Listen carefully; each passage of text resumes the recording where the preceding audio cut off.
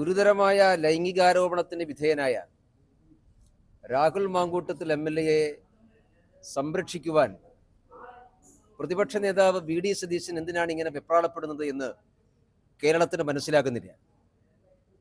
MLA രാജിവെക്കണമെന്ന് ആദ്യം ആവശ്യപ്പെട്ടത് കോൺഗ്രസിന്റെ നേതാക്കന്മാരും പ്രവർത്തകന്മാരും തന്നെയാണ്.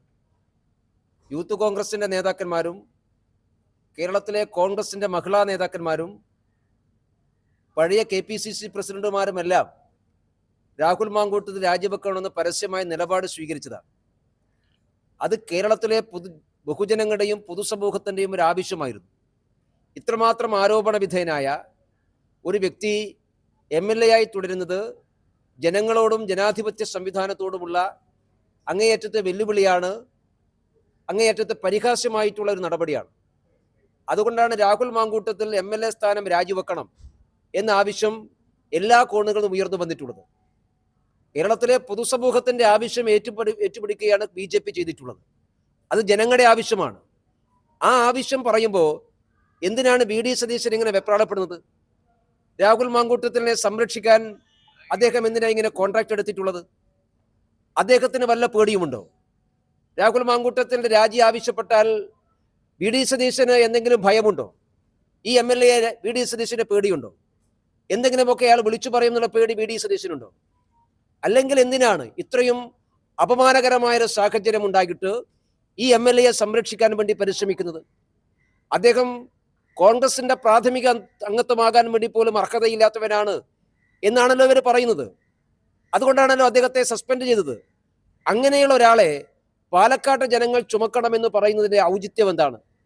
ആദ്യം MLA സ്ഥാനം രാജിവെക്കാനല്ലേ പറയേണ്ടത്? അതല്ലേ ആദ്യം ചെയ്യേണ്ടത്?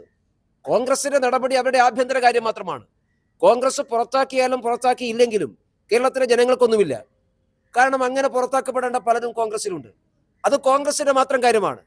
ജനങ്ങൾ ആഗ്രഹിക്കുന്നത് ഇതുപോലെയുള്ള ഒരാൾ സ്ത്രീകളോട് അപമര്യാദയായി പെരുമാറുന്ന, സ്ത്രീകളോട് അങ്ങേയറ്റം മനുഷ്യത്വരഹിതമായി പെരുമാറുന്ന, ലൈംഗിക ചുവയോടുകൂടി സംസാരിക്കുന്ന, അവർക്കെതിരായിട്ട് കൊലവിളി നടത്തുന്ന, അവരെ നിർബന്ധിതമായി ഗർഭചിത്രത്തിന് പ്രേരിപ്പിക്കുന്ന, ഇങ്ങനെയൊക്കെ ക്രിമിനൽ ഒഫൻസ് ചെയ്യുന്ന ഒരാൾ എങ്ങനെയാണ് MLA സ്ഥാനത്ത് തുടരുക? ഈ ചോദ്യമാണ് ഇരുന്നത്. ആ ചോദ്യം ചോദിക്കുമ്പോൾ BJPക്കെതിരായിട്ട് ഭീഷണിപ്പെടുത്തിയിട്ട് കാര്യമൊന്നുമില്ല. അതുകൊണ്ട് ഞങ്ങൾ ഈ ചോദ്യം ചോദിച്ചുകൊണ്ടേയിരിക്കും. ഞങ്ങൾ ഈ ആവശ്യം ഉയർത്തിപ്പിടിച്ചുകൊണ്ട് സമരം ചെയ്യും. BJP നേതാക്കന്മാരെ ഭീഷണിപ്പെടുത്താമെന്നൊന്നും VD സതീശൻ വിചാരിക്കേണ്ട. VD സതീശൻ ആരെയെങ്കിലും ഭീഷണിപ്പെടുത്തി മൂലക്കിരുത്തണമെങ്കിൽ അത് കോൺഗ്രസിന്റെ നേതാക്കന്മാരെ ഭീഷണിപ്പെടുത്തിയാമായി. സതീശന്റെ ഭീഷണി മുമ്പിൽ മുട്ടുമടക്കുന്ന ആളുകളൊക്കെ കോൺഗ്രസിലുണ്ടാകും.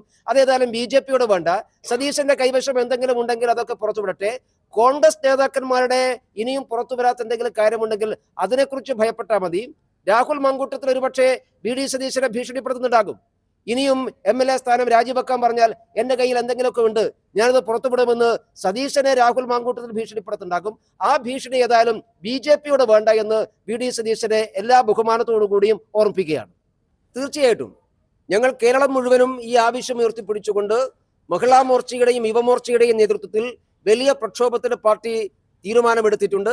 വരും ദിവസങ്ങളിൽ കേരളത്തിലെ മുഴുവൻ മഹിളകളെയും അണിനിരത്തിക്കൊണ്ടുള്ള പ്രക്ഷോഭത്തിന് ഭാരതീയ ജനതാ പാർട്ടിയും മഹിളാ മോർച്ചയും നേതൃത്വം കൊടുക്കും. അല്ല, കാളയെ VD സതീശൻ എല്ലാ ദിവസവും കാണാൻ വേണ്ടിയിട്ടാണ് നിർത്തേണ്ടത്. അത് വേണേൽ ഞങ്ങൾ നിർത്തി കൊടുക്കാം. അതിനേക്കാൾ നല്ലത് എല്ലാ ദിവസവും രാവിലെ സതീശൻ ഒന്ന് കണ്ണാടി നോക്കിയാൽ പറയും. അതല്ലേ കുറച്ചുകൂടി നല്ലത്.